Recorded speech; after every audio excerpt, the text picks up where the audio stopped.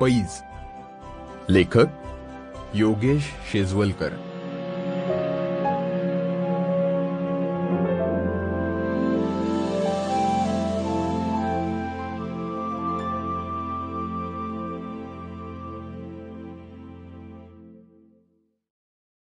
फुटबॉलच्या ग्राउंडवर मॅडीनं असा जोरदार किक मारून गोल केला.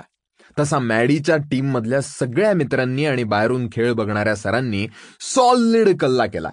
मॅडीनं सणसणीत किक मारल्यामुळे बॉल गोलच्या मागे असलेल्या झाडीत गायब झाला. मग सगळ्यांनी तो फुटबॉल शोधायला सुरुवात केली.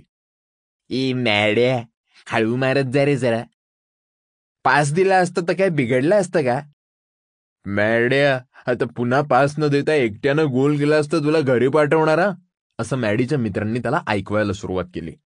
आता फुटबॉल शोधण्यासाठी साराही मॅडीला मदत करायला लागली.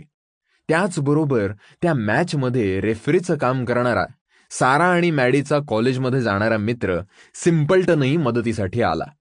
काही वेळ शोधाशोध सुरू राहिली. मग अचानक मॅडीला झाडीच्या मागे असलेला बॉल दिसला. तो उत्साहाने बॉलपाशी गेला आणि थबकला. त्याचे डोळे विस्फारले.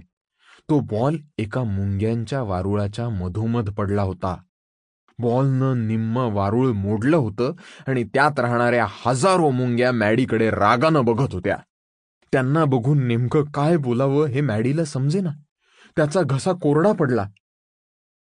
एक मुंगी चावली तर चावलेल्या Sample complete.